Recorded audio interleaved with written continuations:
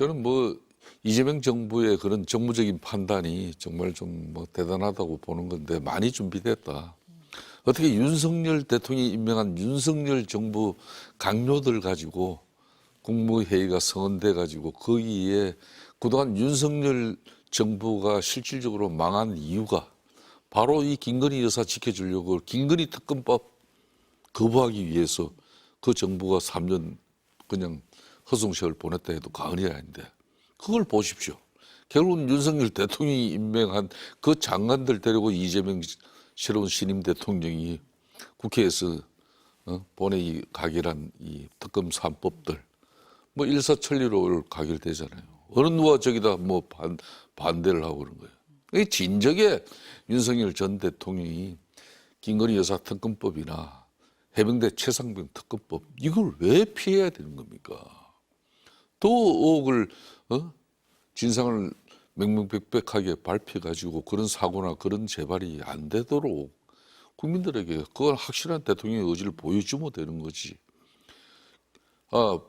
김영삼 전 대통령 같은 경우도 그 하나의 척결하고 금융실명제까지 하면서 정권 초기에는 80%대 지지를 받는 그런 정권도 자신의 아들이 비리에 연루되니까 그 아들이 결국은 검찰 수사를 통해 가지고 깜방을 갔다 왔어요. 김대중 전 대통령도 마찬가지입니다. 아들 세 사람의 옥고를 치러야 될 그럴 정도로 참 어려운 가정사를 겪으면서도 국가를 위해서 자식들도 엄하게 다스린 겁니다. 왜 윤석열 대통령은 자기 부인 아내가 그런 여러 가지 국민적 의혹이 있다면 그거 밝히는데 왜 이렇게 참 지나가 보면 너무나 참 참담하고 바보스러운 짓이었다고 저는 이렇게 꾸지람하고 싶어요. 대표님은 오늘 국무회의 이 장면을 보면서 지난 정부, 새 정부 이런 모습이 다 떠오르신 것 같습니다. 그러면 네. 저 자리에 앉아 있는 장관들은 어떤 느낌이었을까요? 그러면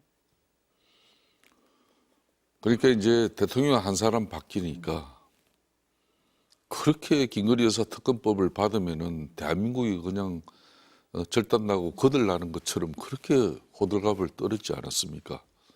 윤석열 대통령 정부의 사람들, 대통령실 그리고 흔히 말하는 집권당 국민의힘, 윤석열 측근 호가호위 세력들이 그렇게 뭐 사단이 날 것처럼 이렇게 했는데 국민들은 그렇게 생각 안 하거든요.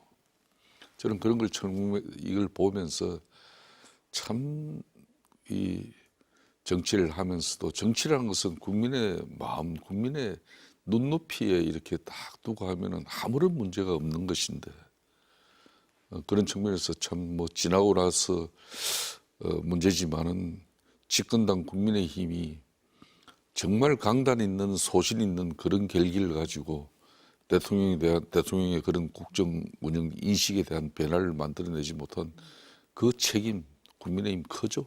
대통령 한 사람 파면 결정됐다고 해서 모든 걸 국민들로부터 우리가 사죄 뭐 면죄부를 받는 건 아니거든요.